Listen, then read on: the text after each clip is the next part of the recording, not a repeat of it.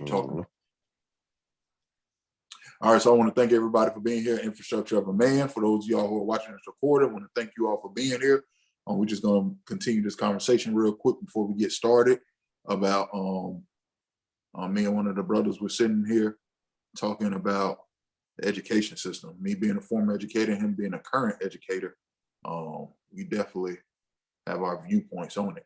So, like I was saying, bro, I think it's a failure of every component from first off the student. Like, you got to know, like, even though you may not know, like you just got to know, like, okay, this isn't better than me. Like, to your point with TikTok, this is not better than me. Right. You know, watching these TikTok videos, I don't know, bro. It's kind of, I mean, I get it because you got people who are making tons of money doing it. So I guess, but then that ties into, like you said, the parents, the school system, the teachers, society, everybody, bro. It's one big failure, which almost makes it seem like if everybody is culpable, then that means it's almost like it was orchestrated. Like it's orchestrated to be like this. Come on now. Because if everybody is culpable in it, then it has to mean that this was created purposefully. Yeah, for sure. But it's free. Yeah. It's free education. So that's why the ultimate goal is to homeschool. Yes. You know what I mean? For that reason, you know what I mean? Because a lot of people not taking care of responsibility. And of course, you know, being Israel and all, like, you know, they did the opposite of what it used to be. You know, we used to take accountability inside the home and teach our own. But now it's like, nah, they made it so convenient to be able to drop your children off because everybody's trying to chase that bag. It's like, well, you know what I mean? Nobody's actually putting in that time to be able to teach their children, but now want to try to hold the teachers accountable. But it's like, man, the first place they supposed to start learning this stuff is at home. Yes, sir. You're right. You are right, man. And it's, oh man. And that's why, you know, though it's been a difficult road and a difficult process, just trying to, what am I doing? Just trying to build up the life that I'm building, where I am creating, like, because like you said, teaching our children at home. So it's like everything that I do now is with that component. So that way I'm at home as much as possible, or I'm able to make money from home. So that's why I got into the stock market. That's why I started the consulting business, you know, that helps people as well. But also I want to make sure I'm there for my children. Like, because the school system, they let them down. Indeed. And I just having that freedom to be able to just put into my children what they need and be there and pour into them, like, why not? Like, I can do it the unconventional way and still be successful. So why not do it? So yeah, that's why I've been building this thing up like I've been building it. Everything that's why I like, even if I do take a position, it gotta be either remote or it got to be something that I could do real quick. Like when I do my tech jobs and stuff like that, like it's not taking me all day. Like I'm gonna go and I'm gonna do the job and knock it out in an hour, 2 hours max, and I'd have made a few $100s doing it. So, and if it's something where, you know, maybe it's only $100 for the job, I'm not gonna be there for longer than 30, 45 minutes, majority of the time. So that way I'm back at the house. Do 2 or 3 of them a day, be back at the house. So that's the goal that I've been doing, building up. That way I can educate my children, like you said, and pour into our children and just build up how it's supposed to be, how it used to be. That's how it used to be, man. That's how it used to be. And then too, what a lot of people don't realize is you got, just depending on where you grew up at, like sometimes we try to put certain roles on stuff. But like, for instance, you and I, we're both educators, but we're men. But most people think, you know, the woman is the educator, but it just depends on where you're at. Like, I was doing a study a little bit ago, probably like last year. And, you know, right now in society, there's this big attack on who should be doing what and what should be doing what.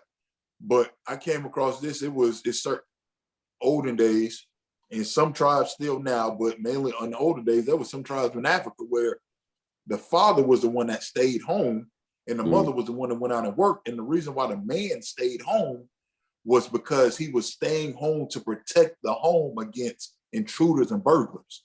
Because a woman can't protect the house. She's not strong enough. So the woman would go out, be the one that brought in the income, and the man would be at the house protecting the house and the one raising and teaching the children.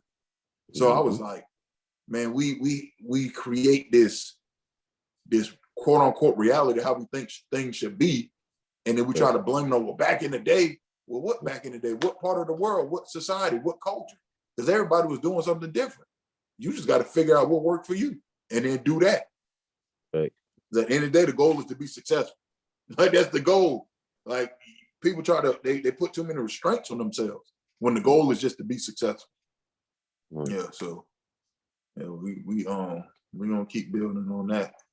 I'm gonna go ahead and get this thing started. Y'all can see my screen? Yep. All right. So we here session 6 of setting your intentions, infrastructure of a man. We here today. Got a couple of brothers in here. Let me see if it'll let me know if anybody come in. All right. So if anybody come in, then they'll be there. But hopefully I got to figure out how to get it to let me know that people are here. But we here now. We got people in here. So for those of y'all who are not familiar with me, I'm Virgil Johnson. I'm an author, consultant, father, husband. I published 2 works. You can find them on Amazon, Making Your Enemy Your Footstool, How to Use the American System to Your Benefit as a Black Individual in America, and The Garden Bed of Life Journal. Those are my 2 works that I have published and that you can find on Amazon at any point in time you want to go and purchase them. Infrastructure of a Man.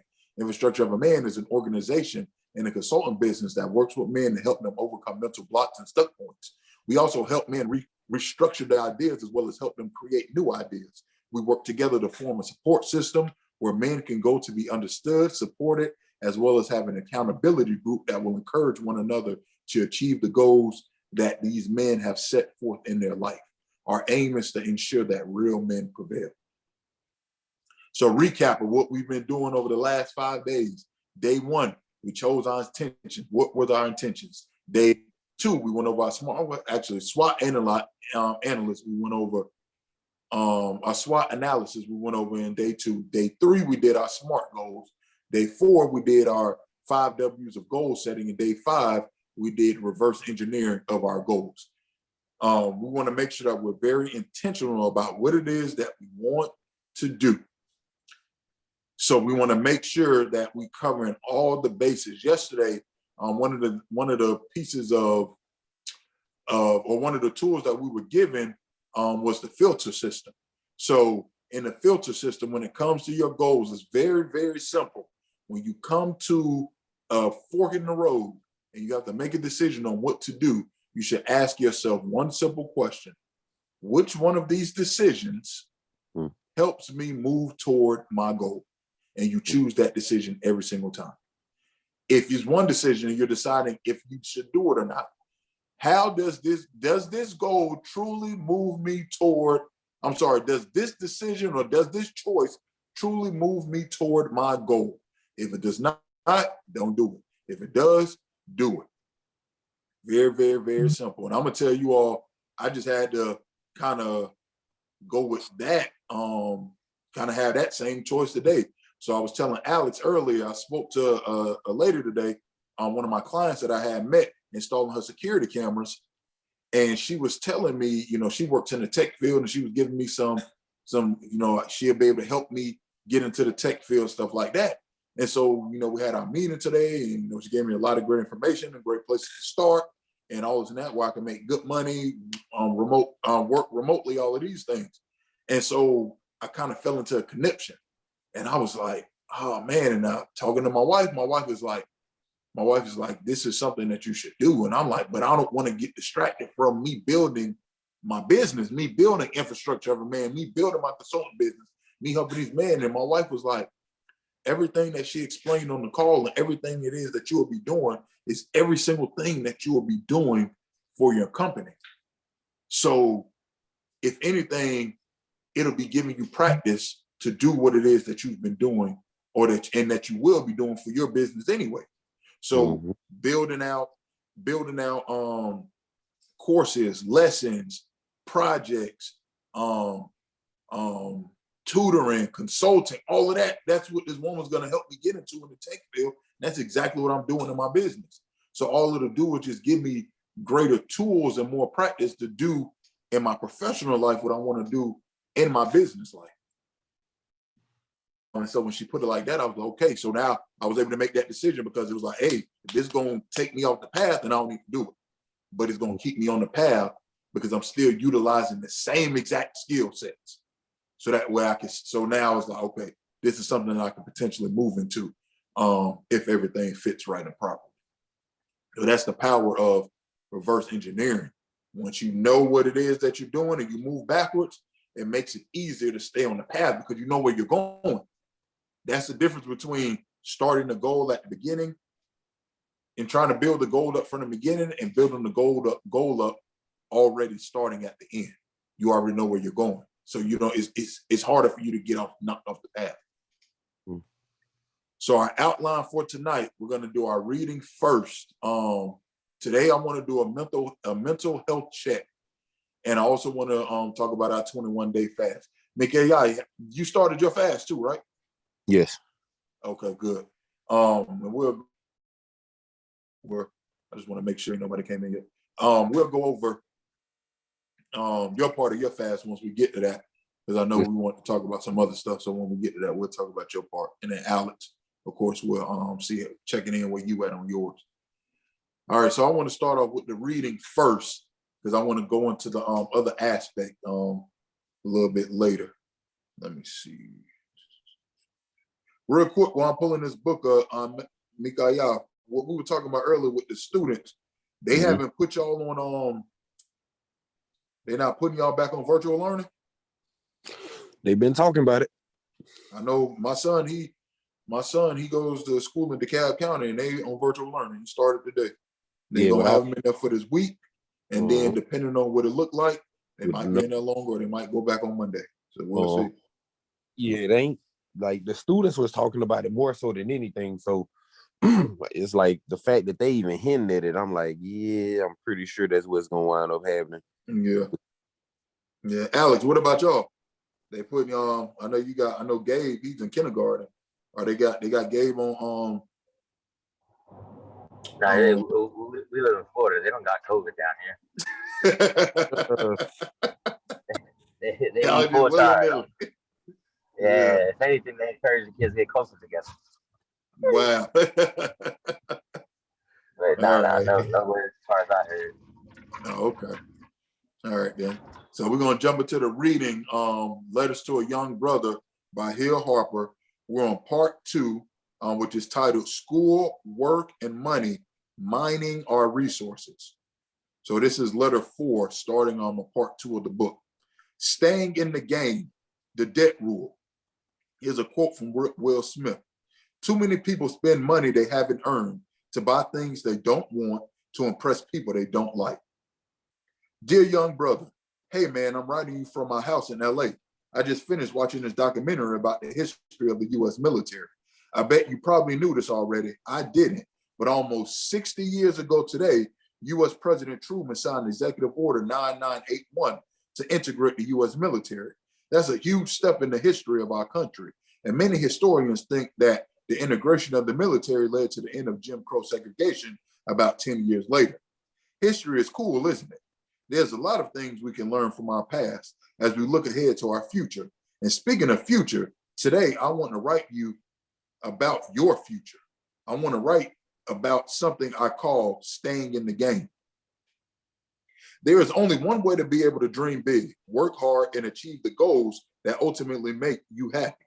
And that is by staying in the game. Yes, the game. And no, I'm not talking about the rapper, but where do you think he got his name from? From this idea. You got to be in the game to win the game. And the key to staying in the game is education. In your last letter, you mentioned you're having trouble with school. You say you don't like it because you don't feel like you're any good at learning. I want to help you shift your whole thought process about school. From what you said in your letter, you seem to think school is controlling your life. You are not alone. That's what a lot of young brothers think. What you don't realize is that school does not control you. You control school. Yes, I'm serious. You run school. Schools stay open because of your attendance. School is there to serve you, not for you to serve it. That being the cause, you control it. I want you to start approaching your education from this place of power. Since the key to staying in the game is education, it is essential that you take control of your relationship with school. Here's the deal, and this is for real. School, as hard as it may seem, is easier than the real world. And I'm not talking about the show on MTV. I'm talking about the real world where you're going to pay rent, you're going to buy food, you're going to get around, and you got to be at your job on time and answer to somebody. Or if you choose not to have a job, then you got to live with no money in your pocket unless you choose to get involved in illegal activity, which then leads to a whole other set of very difficult circumstances. A whole lot of incarcerated brothers suddenly getting interested in education and try to get their diplomas or college degrees in prison. Imagine how many of them wish they had stayed in the game when they had the chance. Once you leave school, you probably won't go back. I know that a lot of people say, look, I'm going to take some time away. I'm going to do this or do that, and then I'm going to come back to school. You know what? Let's be real. They won't. Staying in the game could have changed their lives and put them on the path of success and happiness instead of lockdowns, curfews, visiting hours, and obstructive views of the sun. So what am I saying? So what I'm saying is that school, whether it's middle school, high school, or college, is much easier than the real world. So what does that mean? That means we should stay in school as long as we can. I'm not saying it's easy or that everybody's experience is the same, but it is your responsibility to handle your business while you're in school. I know you say your math teacher seemed frustrated with you for having her explain and answer over and over, but it's great that you had her do that. You need to understand that equation. That's you controlling school. You got the chance to practice not taking things personally. If you had, it would have taken you off track of your, hold on. You got the chance to practice not taking things personally. If you had, it would have taken you off your track of your getting what you wanted. In this case, you needed to understand the equation, and you did. Well done. You will find scenarios like this will be repeated many times in your life. And if you stay focused on what you need, of what your needs are, and don't let your ego take you off track, you will usually get what you are after. I like that. If you stay focused on what your needs are and don't let your ego take you off track, you will usually get what you are after. Even if you have a teacher who believes you should study auto repair instead of calculus, it is your job to make sure that you learn calculus. By controlling school, I mean getting your needs met, making the teachers do what they are supposed to do. If you don't understand something, then get them to give you a tutor until you do understand, or ask a teacher for help after class. Our brains don't all work at the same pace, so sometimes it's your job to help the teachers help you. Are you afraid your friends are going to think you're weak if you ask questions or admit you don't know something? The great Muhammad Ali said, I try to learn as much as I can because I know nothing compared to what I need to know. Be smart, know what you don't know, and do not be afraid to learn it.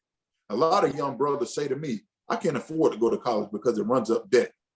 I've got to get loans. Would you rather live your life in a debt hustling in some dead-end job with little potential, or would you rather be in school debt where you can get a job and learn things that will help you forever? Debt in school is okay, and you will be able to pay it off because college will give you the tools to help you get a better job. Now, you'll hear me say this later, but there are only two areas where I think you should allow yourself to be in financial debt. When I say debt, I mean owing someone else money that they will want paid back. The only two areas in your life where you should allow yourself to owe someone else money is for your school, education debt, and when you buy your house. And notice I'm saying when you buy yourself, not if. That's what we call mortgage debt. School is there to serve you. To buy a house, you don't need all the money. The bank gives you the money, which is called the mortgage. And the only money you put up at the beginning is called the down payment. Then the bank pays the seller of the house the rest of the money, and that difference is the mortgage debt. School debt and mortgage debt are the only two debts allowed if you're going to hang with me and be unreasonably happy. Like your big brother, me. So you're not allowed to owe money to Lil J on the corner. You're not allowed to owe money to car dealer Carmen at the used car lot when you buy your new whip. There are only two areas of acceptable debt. That's the debt rule. Derek Bach, who was a professor and former president at Harvard University had this saying, and I agree with it. If you think education is expensive, try ignorance. Now, none of my posse is allowed to be ignorant. So we're going to get educated, cool? And that's where the debt rule might come into play. Now, there's nothing wrong with having a new whip, but if you can't afford to pay cash for it and own it outright, then you will have to go into debt to own it. And that's not acceptable under the debt rule. Under the debt rule, plan we're initiating, right? That means when you buy a car, you should buy a car you can afford. And like my pastor used to say, the car you can afford may actually mean a Ford. Now me, I have a beautiful mint condition vintage 1959 Chevy Corvette. It was my dream car, fast and furious. And a car like that isn't cheap. But I applied my debt rule and bought it when I could buy it without going into debt to own it. All cash, baby. You will achieve that and much more if you follow what I said about staying in the game. On the flip side, I personally know a lot about debt. Don't think just because I have money today that I haven't been in debt forever. Why do I know debt? In order for me to afford college and graduate school, I had to run up $75,000 in debt. Now, let me repeat that. $75,000 in school loans and student loan debt. $75,000. That was all on me.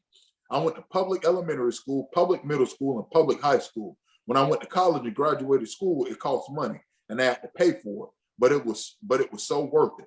Student loans and mortgage gives me lower interest rates and can be paid back over a long period of time. Both are like someone giving you money to fulfill your dreams. They are a blessing, and we all deserve the opportunity for a good education. Something else also happened while I was in college that helped me. I received the Alfred T. Sloan Fellowship, which means I got extra money to help pay for school. God truly does help those who help themselves. Now was it a good investment? Was I smart in running up that debt? The answer is yes, absolutely. The investment has paid me back 100 times over that, not just in money terms. You hear me? Running up $75,000 in education debt was a smart move. Staying in the game was a smart move for me because it allowed me to figure out what I was passionate about in life. At Brown University, I was able to take classes in philosophy, economics, political science, archaeology, psychology, acting, urban planning, foreign languages, and sociology. Some of the subjects I liked, some of them I didn't, but it was only through exploration that I discovered my interests. I was even able to play football in college. I got to do it all while I was still figuring out what I wanted to do for the rest of my life. It was only through exploration and education that you could find out what you really enjoy. Bill Cosby, who had earned nearly $800 million over the course of his career, had a great quote about this very thing. If I didn't work hard and make good at Temple University, I knew a lifetime as a busboy or factory worker waited for me. What will make your life whole? What will make your life better and allow for you to be happier, smile more, love harder, dream bigger, achieve things beyond your wildest imagination? What? When I say education, I don't just mean traditional school, books in the classroom. Education could come in all shapes, forms, sizes, and ways. You may meet somebody who is gifted at doing something that you're interested in doing. You can approach them and say, can I volunteer to work with you? Now, in the old days, they called this an apprentice. There's a show on TV called The Apprentice about people working with Donald Trump, learning how to be successful in their fields. That's one form of education. I believe that if you want to be good at something, find someone who does the thing you want to learn or need to learn and ask them to show you, to mentor you. You can even have a nonverbal mentor by learning from someone simply through observing them. I did that with Denzel Washington. When we were shooting the movie He Got Game together, I would observe how he approached acting in scenes. I would observe how he rehearsed, how he interacted with the crew and with Spike Lee, the director. I was also interested in learning the process he went through to build his character in the film and the disciplined approach he took in preparation. There was so much I was able to learn from him without him having to walk over to me and say, "Hill, I'm going to mentor you today." He educated me by example. One thing I have learned about education is that there is a direct correlation between passion and skill. Lewis, who was one of the mechanics of the MTV show Pimp My Ride, said that he got passionate about working on cars after he started to understand how all the different parts of a car work together. He learned from watching older guys work on cars and asking them questions about how each car part worked. obviously there's learning outside the classroom, and it has led to his success in that field. In today's world, there are a million different ways to learn, especially with the internet, which puts new technology and information virtually at our fingertips.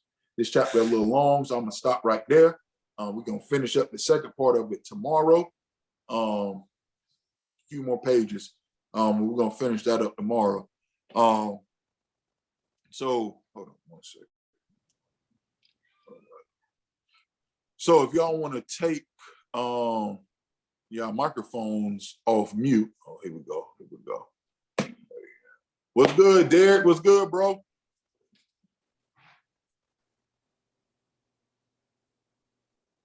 Derek, you there? I don't think you got a mic, bro. It's not showing up you got a mic.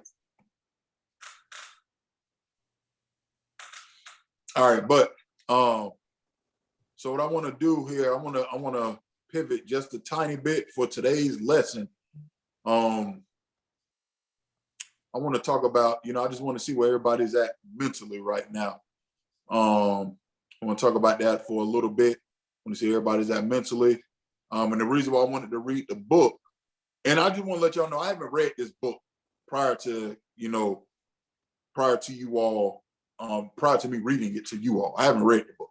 So, and I don't read ahead because I want to, learn it as we go as well. I wanted to read the book, in the event that something may have sparked something to somebody as we discuss where we're at in our mental health right now. But it's very, very, very important to know where we are at in our mental health and to be strong in our mental health as well. So I want to go over 3 things today. First off, I want to know where everybody is at on the scale of 1 to 10 mentally. And then I want to talk about maybe a challenge that you're dealing with right now, and then a blessing that you're dealing with right now as well. So Mikael, let's start with you. On a scale of 1 to 10, where do you feel like you're at mentally? Definitely coming from where I was, man. I say right now I'm at a 10. Like, okay. After the move, moving my family up from Georgia and having to travel back and forth, man, things definitely been rising. Like everything been just expanding for me, just getting greater. So definitely say a 10 there. A challenge right now would be more so just centering myself and blocking out ego and different things like that, because man, like I said, right now I've been looking at it like, you know what, I'm just ready to jump out there and just take over the world. But it's like, considering the fact that I do have a family and all, I just got to play it the safe route. Play that long game versus, trying to get that fast money, quick money. Like I said, right now, I was looking to do the adjuster courses, and I was just like, man, I'm ready to do that. Forget school. And it was just like, all right, let's look at this another way. How can I get the money I want and not neglect my direct responsibilities and needs right now versus, looking for that quick. You know what I mean? Because if I did that with the adjusting side, it would take up much more of my time, rather than right now I could still do the teaching, the coaching, and I can run my business, to make up that extra money that I need. So it's just like, all right, let's play the long game, keep going into business and all, building my brand, and go from there versus just trying to get, thousands of dollars a month, when it's just like, I can get it right now. I just got to be creative in doing so. Okay. And the last thing, what was the last one? The last one was a blessing. A blessing. My children, man, like, they the reason why I do it. And I can honestly say, like, just being able to see their face daily versus having to keep trying to travel on the weekend back down to Georgia, like I was doing for the last 8 months, man. It's like, it's a blessing to be able to get off work and to see my baby run into the door, to greet me, to make it all worth it. Yes, sir. Alex, I know you did that traveling thing for how long was it? 2 years? It was closer to like 4. 4 years? Good gracious. Yeah. Yeah. Alex, he did that living in he was living up in Jacksonville, and I know him and his family lived down in Tampa, and so he would have to travel from Jackson. What was that? A 3-hour ride? Yeah, just over around 3.5. Yeah, 3.5 hour ride, and he would drive back every weekend, and then on his off days, and he did that for, it was 4 years. Yeah, it was some good miles in front of my truck. Well, yeah. So, and like you as well, he himself has been able to have come back now, live with his family, and be home every day with his family, working and stuff. So that's good. Yeah, that's good, bro. Yeah, the fact that also, before I get to you, Alex, with Mekaya, doing the claims adjuster now. And I don't know how your structure is set up while you're teaching, but I know when I used to teach, I had a commercial cleaning business, and I was doing property investing. So I was, trying to buy and flip properties. And I know, for instance, now my school might be set up a little different than yours is, because I was working at a charter school where the kids stayed in my classroom. Like, we had them on sessions. So we had 3 sessions, one from 7 to 11, one from 12 to 4, and then the evening session from 4:30 to 8. And most of the majority of the teachers only worked the first 2 sessions. But for for instance, my first session from 7 to 11:30, from like 10:30, like from 7 until 10:30, I would make sure I would be helping all the students. And then everybody worked on their own computer. So we had 25 computers in the classroom. Everybody was working at their own pace, working their own thing. Whatever they needed help with, I would be able to help them. They would come up to me. They'd get assistance. If they needed to review quizzes, all of that, I'll be able to help them like that. So that's what I did. But I would let my students know, hey, look, this is not my only job. I bust my tail for y'all from 7 to 10:30. Whatever, y'all come get all the help you need from 7 to 10:30. From 10:30 to 11:30, don't ask me nothing. Don't ask me anything. I'm not helping you because I'm working on my business, my side business. And they understood it and they respected it. So I make sure I'm busting my tail to help them that first part. And then that last hour of the first session, that's when, like, if I needed to draw up contracts, I would be drawing up contracts. If my realtor sent me a contract to sign on a property we put a bid on, I would do that. If I had to sign a contract, or I had to talk to clients from my commercial cleaning business, I would do that in that time. I would step outside. My students, they respected me. They wouldn't be causing any issues in classroom. I step right outside the classroom, have my conversation, come back in. I had no issues because they respected what I was doing, and they saw I was like putting in the work and stuff. So I don't know how your classroom is set up, but if you can take the time to maybe do the claims adjuster class while you're working at school or whatever, that way you can get it done, get it out the way, and then start bringing in extra money. On both of those realms, from teaching and the claims adjuster, along with your business, that might be something that you can look into.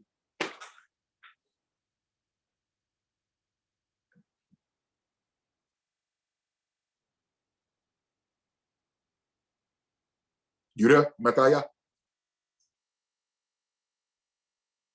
Oh, then I muted myself. I was saying, as far as my area is not like a tested subject area, but like today they came around to make sure that everybody teaching, what they got in the lesson plan. Listen, man, I tell people, like, the school that I'm at, I've never been at a school like this, bro. Like, it's bad. And when I say bad, like, literacy, literacy rates, like, they trying to get with literacy and just overall scores, bro. They trying to get to 10%. Got you. Okay. Like their goal is 10 to 15%. Like benchmark test and all that. The highs we had in math was like 14%. As far as them just understanding what it is that we're doing. So it's like, man, like, you talking about out of 100%, like, bro, you talking about 10% get it? Like, bro, that's bad. Yeah, like, that's real horrible. But and the thing is, there's none of like the damage has already been done. Facts. Like, all the stuff they need to learn, they should have. You said you high school, right? That's y'all, 8 years too late. Facts. Truly. Yeah. And you just really trying to put a Band-Aid on it now. That's all it is. You're trying to save your funding. And that's all it really is. And once I looked at it and I started looking at it, man, it was like, it said 96.7% of our students come from an economically disadvantaged home. So it's just like, not just because of that, but 56% of our students are all Guatemalan. and a lot of them are still illegal. They just got over here. You're right. They just got over here and put them in school. So like the last time they been to school, some of them, you know what I mean? Because a lot of them working, they ain't been to school in 3-4 years. Yeah. But they seniors though. They're listed as should be seniors, and 38%. Like I just looked at the numbers, bro. 38% of them said that they got to contribute to the household income in high school. Yeah, and those were the same type of students I was dealing with too, bro. Like, because we were dealing with the 16 to 21-year-olds who was either high risk, dropped out, came back. Like majority of our students, they was 19, 20, 21, bro.